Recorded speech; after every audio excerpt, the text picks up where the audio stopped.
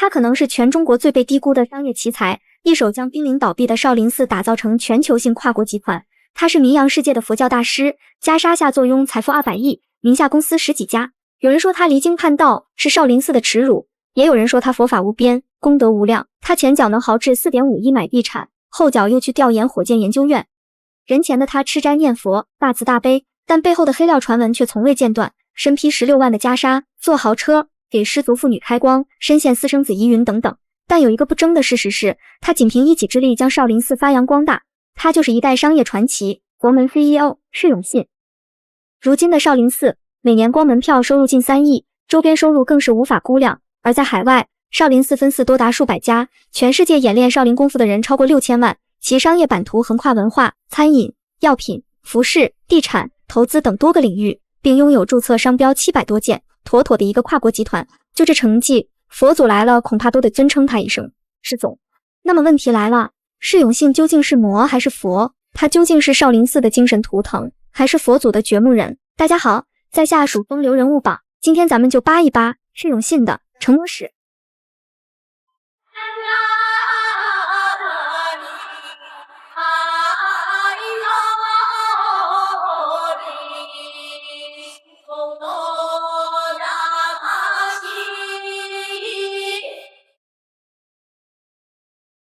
释永信原名刘应成，父母是忠诚的佛教徒，可以说自出生起他便与佛门结下了不解之缘。小时候的释永信听说书人讲，少林寺高僧个个身怀绝技，金钟罩、铁布衫、飞檐走壁都不在话下。从此以后，释永信就常常梦到自己是位少林高僧，行走在人世间打抱不平，匡扶济世。16岁初中毕业后，释永信毅然选择去嵩山少林寺剃度出家，潜心求学。然而当他赶了好几天的驴车到少林寺后，却被眼前的景象惊住了。破败的寺庙内杂草丛生，殿内漏雨，佛像蒙尘，10几个老僧人全靠28亩的耕地苦苦过活，往往吃了上顿没下顿。种种景象都预示着这1000年古刹气数将近，如果不出意外，少林寺已然是死路一条。但当时的市行政老方丈对此并不甘心，他带着年轻的释永信四处参学游历，跟其他寺庙交流学习立足之道。此时的老方丈可能不会想到，眼前的这个小和尚就是将来力挽少林寺于颓势的旷世奇才。也是这段经历，让拯救少林寺的种子早早的就埋在了释永信的心里。1982年，传奇功夫片《少林寺》上映，以1毛钱的票价创下1.6亿的票房神话，举国震动。在香港更是以1615万港币票房打破李小龙最高纪录。那时谁家里要是有一盘少林寺 VCD， 能吸引方圆好几个村的人前来观看，而且是每天洗脑式重播。仅一夜之间，李连杰火了，少林寺火了，少林寺也火了。可问题是，当大量的游客慕名前来参观这座千年古刹，拜师学艺时，看到的却是一群老掉牙的瘦和尚们在种地。他们慕名而来，扫兴而归。这电影真坑爹啊！此时的释永信眼睁睁地看着泼天的富贵砸了下来，可寺庙却接不住，别提有多恼了。只可惜当时他只是个人微言轻的小沙弥。1987年，释永信迎来了他人生的转折点。这一年是行政老方丈圆寂弥留之际，他交给释永信一个重大任务，一定要将少林寺重回巅峰，发扬光大。自此，22岁的释永信被推到台前，开始接手寺院工作。从这一年开始，释永信的远大抱负终于得以施展。只能说，老方丈真的没有看错人。此时的释永信年轻，有干劲儿，有抱负，还想得远。他上来便对少林寺进行了2项重大改革。第一，组建了一个少林武术队，四处巡演打拳，一来宣传少林寺，为少林武功重回武林正统造势，二来开辟更多的收入来源。第二，筹资重建少林寺的法堂、钟楼、鼓楼、藏经阁等建筑，复原了100年来被破坏严重的古典风格，以一个全新的面貌来留住游客。在释永信的带领下，少林寺名气越来越大，游客越来越多，香火也越来越旺。沉寂已久的少林文化还真就开始慢慢苏醒了。但随着少林寺不断的发展，释永信也越发感到力不从心，毕竟他只是一个初中文凭的僧人，也不懂得经营之道。为了更好地管理少林寺，释永信停下手头所有的工作，远赴美国留学深造，并顺利考取了美国 MBA 学位，成了全国第一个取得 MBA 的佛门僧人。出国的这段经历给释永信打开了一个新世界的大门，对他的思想观念也产生了深刻的冲击。用释永信的话说，就是不入世，何谈救世。在他从佛门踏入商门的同时，一个离经叛道的商业计划也在他心中慢慢酝酿开来。1995年，释永信一手策划了少林寺成立1500年大典，他特意找了广告公司出了各种方案，趁着反法西斯胜利50周年之际，在法坛上树立祈求世界和平的大牌位。高调隆重的庆典仪式吸引了近100家新闻单位和400多名记者前来报道，让所有人都见证了少林寺要重回天下第一寺的决心。1996年，释永信紧跟世界发展潮流，不仅给少林寺扯上网线，还率先建立起了中文网站。要知道，此时的中国互联网，马云还是个无名小卒，张朝阳才刚刚融到第一笔风投，中国4大门户网站网易、新浪、搜狐、腾讯都还没有成立。可以说，释永信就这一把便将少林寺拉向了世界发展的前沿。更牛的是，你以为官网上展示的是寺庙历史、景区简介、领导动态，幼稚！少林寺的网站上放的是易筋经、洗髓经、72绝技这些少林武功秘籍，并在半年内迅速吸引了5万海外流量。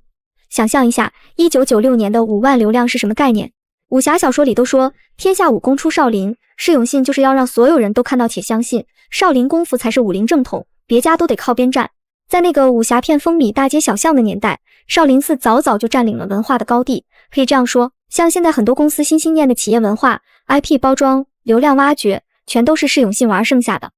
时间来到1997年，河南少林寺影视有限公司成立，释永信将少林的影视项目授权给中影集团、英皇电影、华谊兄弟等影视公司，拉巨头入伙，共同把少林寺这块蛋糕做大。此后，成龙、刘德华、吴京等国际巨星也纷纷走进少林，弘扬和传播少林禅武文化。与此同时，旅游加影视加武校培训的商业模式，更是让少林寺赚得盆满钵满。1998年，释永信成立河南少林寺实业发展有限公司，正式向实业进军。少林寺一口气注册45类200多个商标，从功夫鞋到禅香全覆盖，筑起了少林寺的知识产权护城河。1999年，释永信受到伊丽莎白女王的接见，一时间少林寺在海外名声大噪，全世界的人都对少林功夫产生了一种神秘且传奇的滤镜。而在6年后，普京受邀访华，点名要拜访少林寺，少林文化便由此一步步成了中国文化走向世界的金色招牌。此后，少林寺除了是宗教场所和旅游资源2重身份之外，还增加了一个文化符号的身份。所谓禅武的定位，直接让少林寺变成了外交、文化交流的工具，甚至承载了中华武术的重要内涵。如果说此时少林寺的商业运作尚带着文化的保护色彩，那接下来命运的齿轮已开始转向资本狂欢。2001年，释永信突然顿悟，少林寺的发展重点是在海外，因为只有在海外发展壮大，在国内才有话语权。于是，一个佛祖出海的宏大战略在释永信的设计下徐徐展开。少林寺在柏林、伦敦等地开办了40多个文化中心，并且各大洲都有与少林寺的联欢会，还在纽约、休斯敦、洛杉矶等地开设分寺，每个地方都有少林僧人坐镇。要么说释永信是商业奇才，他20多年前的这种悟性，恐怕连现在的很多企业家都想不明白。2008年，河南少林无形资产管理有限公司成立，释永信持股80%，成为撬动其他14家关联企业的核心资本平台，也直接掌握着少林寺的财富命脉。而围绕少林注册和实际控制的公司也越来越多，数量一度超过80家。自此，少林寺悄然蜕变为一个估值数十亿的宗教商业综合体，其文化内核也逐渐跌向失控的边缘。当资本攀上佛祖的膝头，那戒律清规必然会在权力的腐蚀下碎成一地残渣。对于释永信本人来讲，寺里是和尚，寺外是董事长。他一边坐在少林寺的佛堂里讲佛法无边，一边在佛墙外谈项目、拉投资。对于寺庙来讲，扫码功德箱取代了化缘钵盂，游客来烧香得买门票，看演出要掏钱，想求平安符、功德牌、念经超度、开光佛像，全都有价目表。佛会开场不是念经，是齐声喊道：加油干，年底分红。连和尚讲经也能直播带货，功德箱旁边就贴着2维码。在这种模式下，香火钱不是功德，而是营业额；佛法不是修行，而是流量发动机；僧侣不是清净之人，而是商业执行人。别说老百姓搞不清楚真假，有时候连记者都分不清谁是真演员，谁又是假和尚。你在庙里看到的法师可能是合同工，你拜的高僧可能是培训出来的表演员，你买的佛珠从义乌小商品市场拿货，贴个标签立马给你加价10倍。正所谓我佛不渡穷鬼，往年赶上佛祖菩萨的诞辰，少林头炷香据说要6位数甚至7位数。而少林寺本身作为宗教机构，并不属于盈利单位，财务不需要公开，其下属公司多数挂在弟子或合作人名下，法人股东一换再换，还有大量资金通过基金会、文化发展公司绕账，名义是弘扬佛法，实则就是收钱不报。2024年财报显示，光跟少林寺关联的企业年营收达11.7亿元，但诡异的是，现金流净额竟然连续3年为负，这么大一笔钱，这么多年来有没有税，有没有审计，有没有国家监管？而这些钱最终都去了哪儿？没人知道，至少公众从来没看过一张清晰的账本。一旦有人质疑，释永信只要一句佛门内部事务就能挡住一切追问。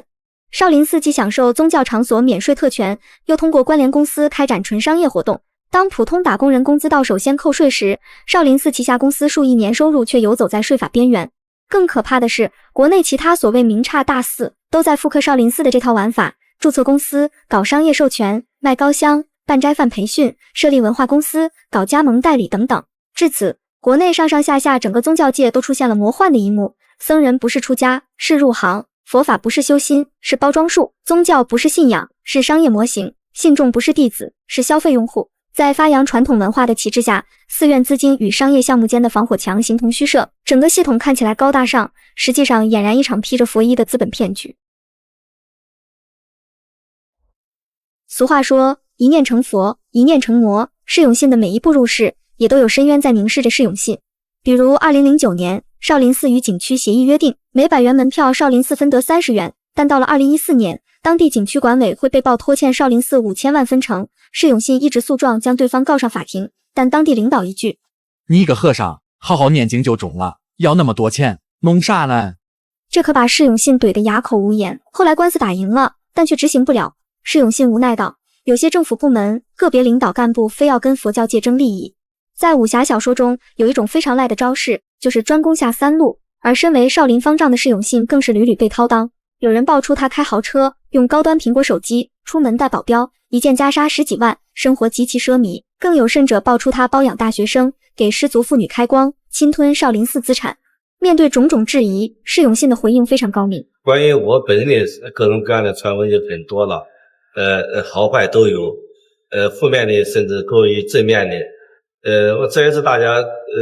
关心少林，关心我，对我本人是一种鞭策，有些是一种玩笑，有些玩笑甚至开过了，我们都可以理解，媒体也需要生存，社会各界也需要有个发泄的地方，我们都能理解。在公共舆论面前，释永信非常善于用语言艺术玩平衡，每次有风声都是媒体跟进，网络发酵，舆论一片哗然，但结果全部是查无实据。2011年5月，一则少林寺方丈释永信嫖娼被抓的消息在网上疯传。原文讲到，省里扫黄打非，当地媒体记者随同警方记录行动，结果就亲眼目睹了少林寺当家方丈释永信在现场被抓。随后少林寺发言人对媒体表示，方丈不是去嫖妓，而是给失足妇女开光去了。与此同时，少林寺这边立刻向登封市公安局报案，请求警方对网上针对释永信的负面不实传言展开调查。最后结果呢？那当然是没有的事儿。释永信曾不止一次公开说，我每个月工资就700元，这个倒是被官方证实的事儿。黑料一箩筐，却从来屹立不倒，这才是其可怕的地方。地方政府靠少林寺拉文旅收入，文化系统靠少林功夫搞出口工程，宗教系统把它当模范典型搞，只要少林寺和释永信不出啥大问题，所有人都懒得掀这口锅。毕竟上到政府机构，下到贩夫走卒，整条线上的人都得靠他吃饭，可谓上下一心，铁板一块。有意思的是，当有人问到少林寺还是不是佛门禁地时，释永信意味深长地说，社会要发展，国家要发展，少林寺也要发展，如果不跟上社会的步伐，少林寺唯有走向没落。他还说，大道荡荡，顺之者昌，逆之者亡，为了少林寺的下一个1500年，我只能向前看，向前走。出来混，总归要还的，释永信肯定明白这个道理，但他更明白，从现实意义上讲，所谓得道高僧，他跟发扬少林寺之间本来就是一场悖论，一旦选择后者，便再也停不下来了。终于在2025年7月，释永信还是没撑住。这位连续7年日均发文 1.5 条的网红方丈，社交账号突然陷入沉寂，随后的一则媒体报道引爆全网，释永信已被有关部门带走调查。当记者向少林寺求证时，3位法师的回应意味深长，等官方消息，不清楚，电话挂断的忙音。随后少林寺官方网站发布通报：1. 少林寺住持涉嫌刑事犯罪，挪用侵占寺院资产； 2. 严重违反佛教戒律，长期与多名女性保持不正当关系并育有私生子。至此，释永信在一夜之间佛身成魔。看看吧，历史无数次告诉我们，只有暂时的利益勾结，没有永恒的铁板一块。释永信的倒下，只是撕开了中国宗教商业化溃烂伤口的一角，倘若不能在制度上补上漏洞，走了一个释永信，还会上来一个无永信。少林寺想要在涅槃中重生，必须要在3个维度上推倒重建。第一，财务透明化迫在眉睫，必须建立宗教场所现代财务披露制度，让香火钱与商业收入分账管理，并且要以上市公司年报发布为标准，让每分钱的流向暴露在阳光下。否则，当信徒的布施成为僧人私生子的抚养费，那这种佛门关了也罢。第二，宗教商业的边界重构势在必行，不是你披个袈裟就可以随便收钱、搞女人、转移资产，不是你念几句经就可以名利双收、出国收徒、开酒店上市。国家层面必须设立宗教伦理委员会评估机构来规范其行为。佛祖从来不炒房、不搞加盟、不收代理费，佛门清净之地，绝不能变成印钞机，宗教更不该是骗局。第三，从立法层面禁止宗教领袖直接持股，建立职业经理人运营机制。释永信及方丈、CEO、政协委员3重身份于一身的权力垄断，这正是腐败滋生的温床。宗教权威与商业决策权不能两位一体构合在一起，必须被强制剥离，以防止下个佛门土皇帝诞生。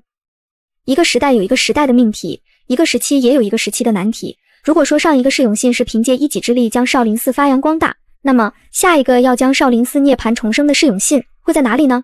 当千年古刹的钟声再次响起时，希望他是在超度被物欲劫持的灵魂，而不是敲响商业的狂欢丧钟。